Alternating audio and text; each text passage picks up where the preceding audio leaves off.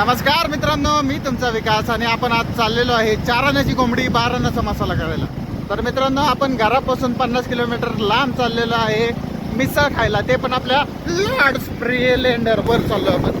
त्या स्प्लेंडरवरती आपण मस्तपैकी असं सुंदर वातावरण आपण पाहू शकता. देहू हा देहू रोड आणि या देहू रोडवरून आपण सुंदरपैकी निघालेलो आहे. आपल्या डेस्टिनेशनपर्यंत पोहोचायला आपल्याला 1-1.5 तास लागतील मित्रांनो. तर चला, एकदम झणझणीत मिसळ तुम्हाला दाखवतो. मटणाच्या रसासारखी मिसळ असते, ती एकदम कडक लागते. चला चला रे चला. तर मित्रांनो, समोर तुम्ही व्ह्यू बघू शकता, एकदम खतरनाक.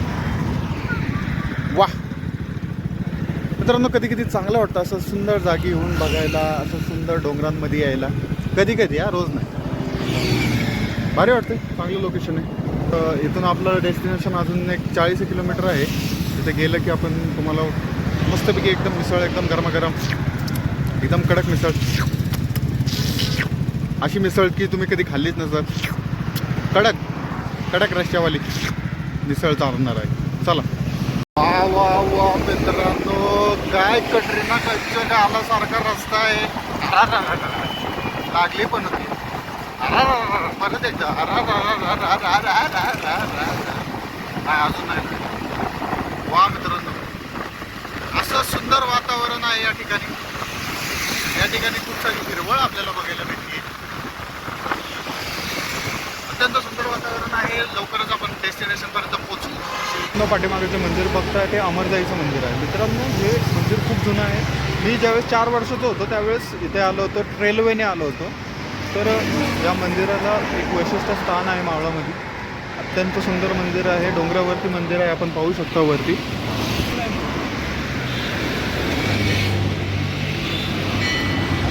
तर मित्रांनो, आपण दर्शन घेतलेलं आहे. आता सरळ सरळ आपला रस्ता आहे आणि सरळ सरळ जाऊ.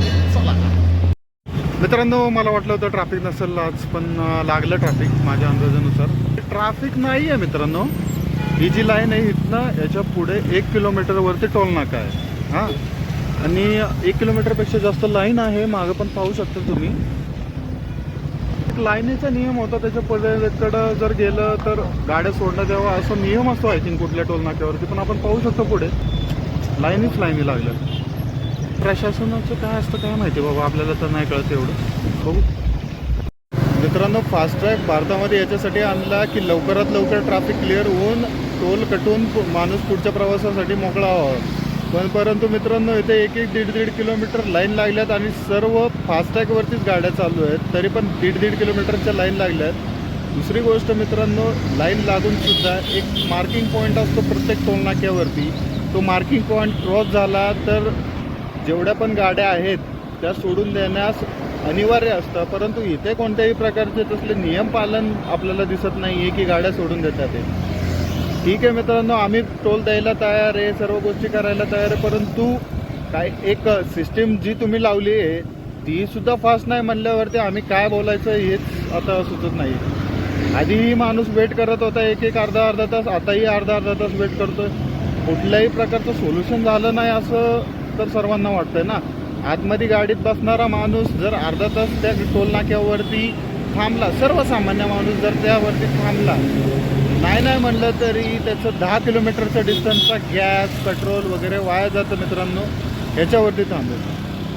दोन्हीकडनं लॉस सामान्य जनतेचाच असेल तर ह्याच्यामध्ये कुणाचं प्रॉफिट, कुणासाठी प्रशासन काम करतं हेच कळत नाही.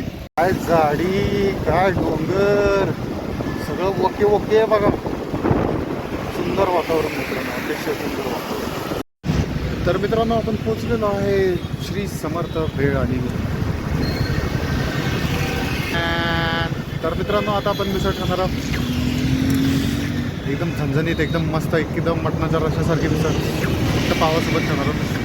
चला.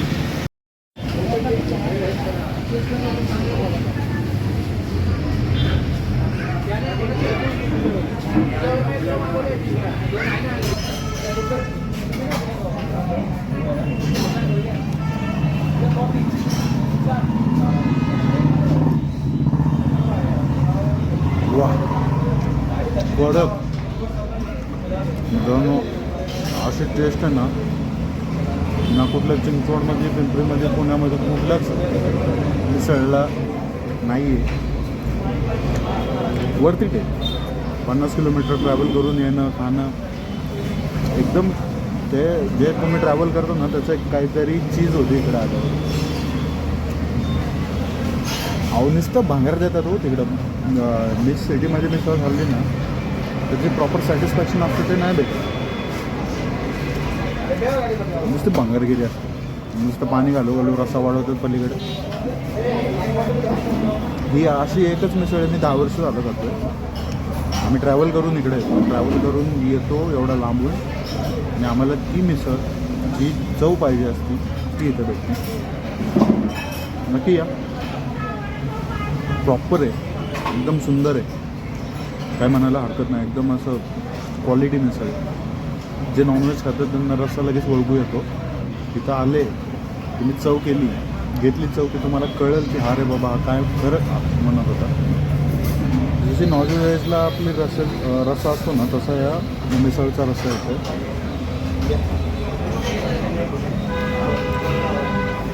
जायका एक नंबर. बरोबर व्हेज काकडी. साधी सिंपल मिसळ घेतलेली आहे, जास्त फॅन्सी नाही. त्यांच्याकडे खूप साऱ्या व्हरायटी आहेत. ही सिंपल मिसळ आहे, त्यांची प्रीमियम मिसळ पण वेगळं आहे ज्याच्यामध्ये तुम्हाला लस्सी गुलाबजामुन वगैरे अशा गोष्टी ॲड करून देतात.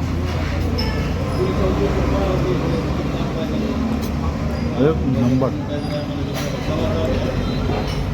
इकडं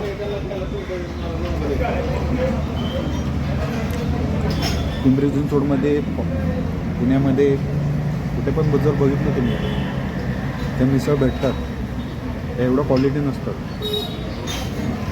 काय विकतात ते काय करलं आहे त्यांचं हेच कळत नाही. नुसतं डव आणि पाणी वाढून ठेवायचं आणि लोकांना फसवायचं. पाणी वाढवा आता लोकांना फसवा. अनलिमिटेड मिसळ आमच्याकडे, अनलिमिटेड सगळं. अरे बाबांनी चांगलं काहीतरी खाऊ घाला. इथं समर्थ मिसळवाले जे करतात ते शिका. लोक 2 पैसे जास्त द्यायला तयार असतात जर तुम्ही चांगली टेस्ट देतात. मी 50 किलोमीटरवर नाही इथं आलो म्हणल्यावरती याला काहीतरी चव आहे. नक्की भेट द्या मित्रांनो. जर तुम्हाला खरंच टेस्ट करायची असेल एकदम म्हणजे मिसळ हा नावाचा प्रकार पुणेकरांना फसवत आलेला आजपर्यंत आहे. मिसळ काय असते ते एकदम मावळात येऊन बघा. बिलारे बंधूंची मिसळ आहे, अत्यंत सुंदर मिसळ आहे. बोटात चाटू चाटू घासाल एकदम एकदम कडक मिसळ आहे. तर मित्रांनो आपण मिसळ खाल्लेली आहे, अत्यंत सुंदर मिसळ होती ज्यासाठी आपली लाळ टपकत होती लाईक अशी. आणि मिसळ खाऊन चाललेलं आहे ती आपण चाललेलं आहे आपल्या घरी परत 50 किलोमीटर. आणि जाता जाता एक सुंदर असं दृश्य दिसलं मला.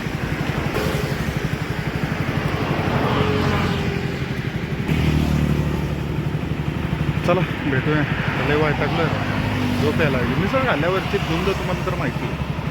भेटूया नेक्स्ट ब्लॉगमध्ये. Bye bye.